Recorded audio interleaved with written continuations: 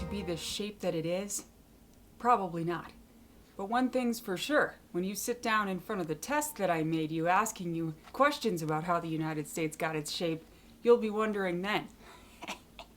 So, we may as well talk about it first. There's a period in world history that we call colonialism or imperialism, and it refers to this time on Earth when humans thought that it would be a really good idea for countries to get as big as they possibly could, take as much land as they possibly could, and become big and powerful. And this involves a lot of the things that we've already talked about: the age of exploration, wars, treaties, and a couple words that you probably haven't heard before: annexing and cession.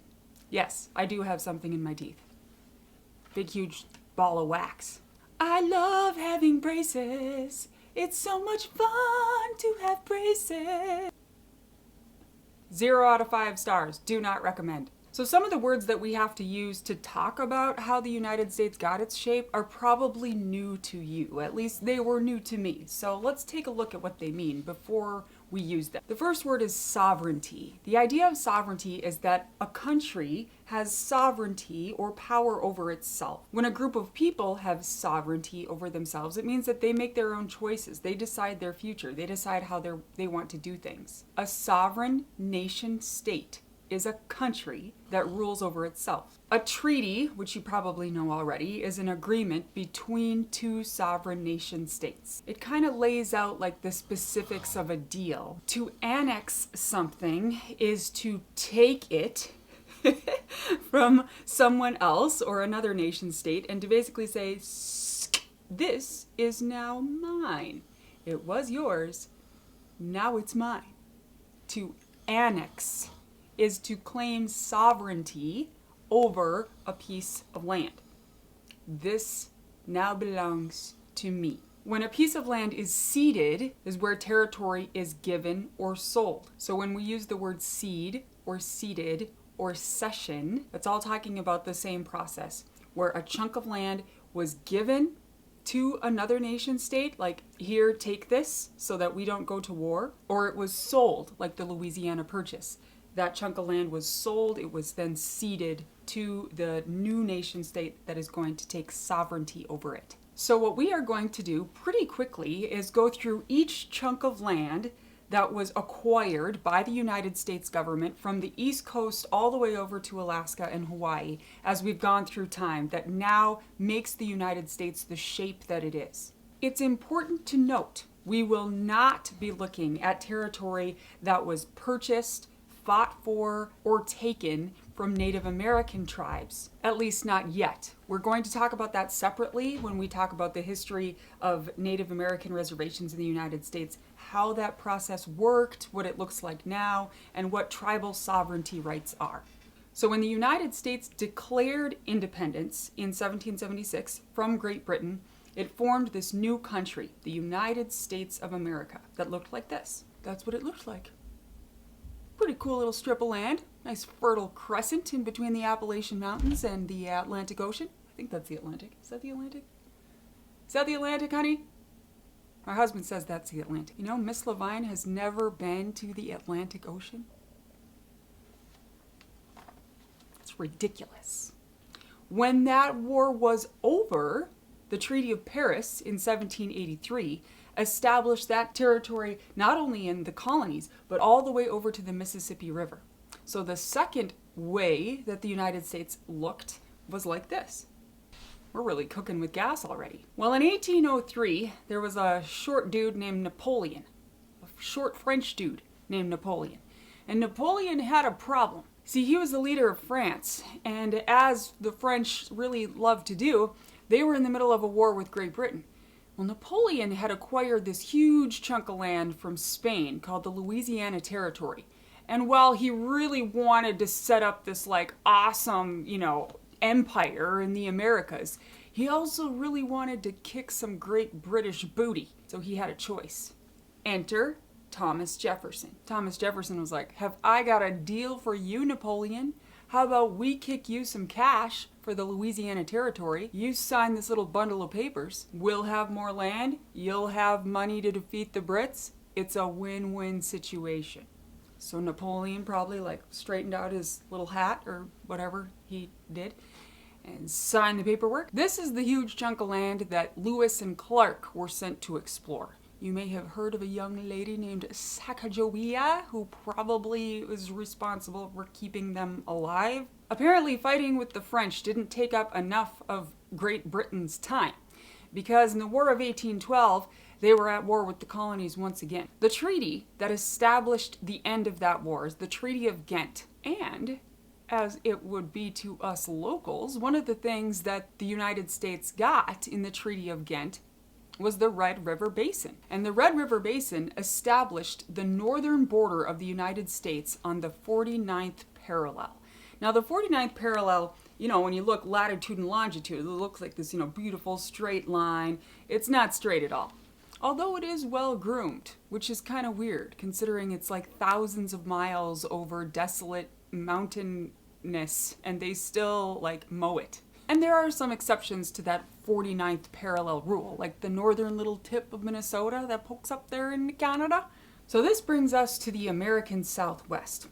In 1821, Mexico, which was really having its own kind of version of the American Revolution, fighting its own set of European, big stick powers, fought for and won its own independence. This established a Mexican empire on the western half of what we now call the United States, or the western half of Mid-America. Out of this chunk, Texas fought for its own independence from Mexico. And this involves this really awesome story called the Alamo, and Texas being defeated by Santa Anna and all of his troops and then fighting back and winning its independence. It's a pretty cool story that you'll learn a lot about next year. But after Texas wins its independence, the United States, here's that word that we talked about, annexed Texas.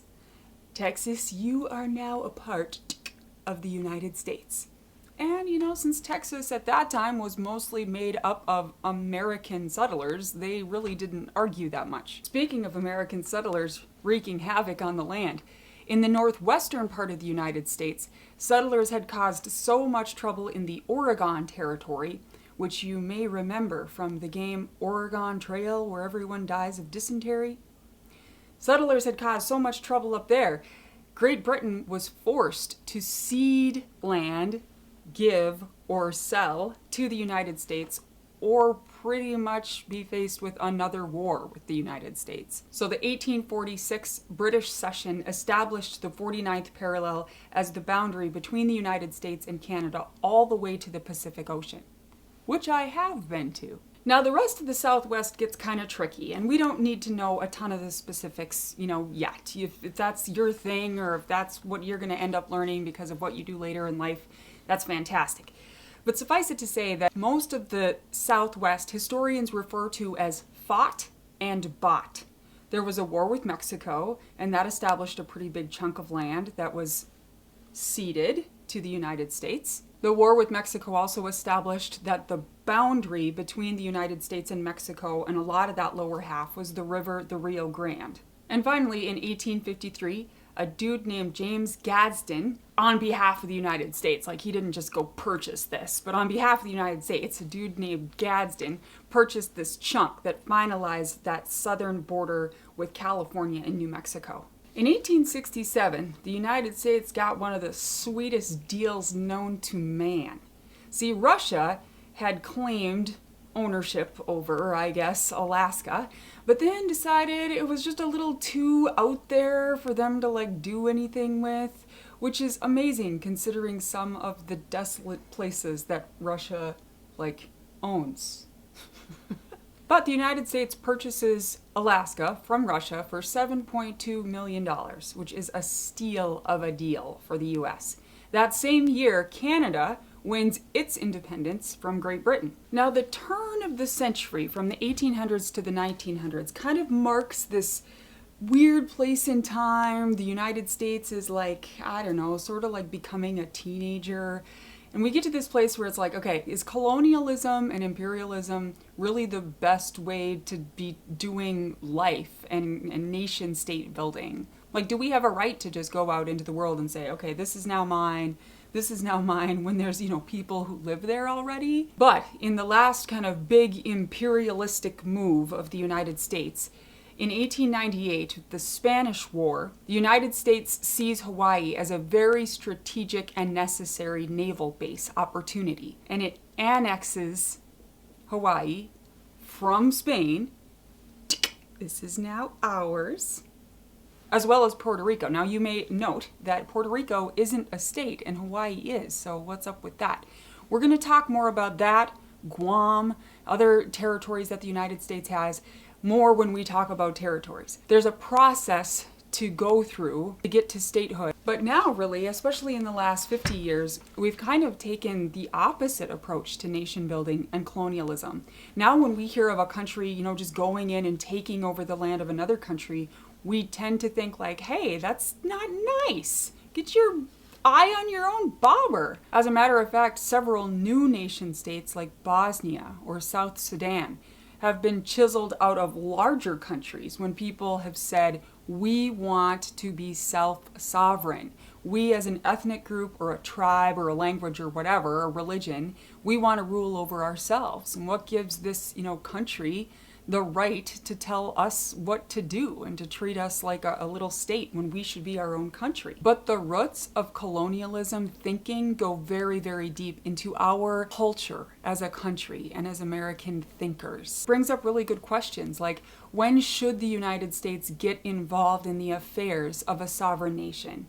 When should the United States enter into war? When should the United States intervene between two other countries that are fighting over sovereignty, if at all? And the way that people answer those questions says a lot about their political ideology. And that's what we are going to be talking about next.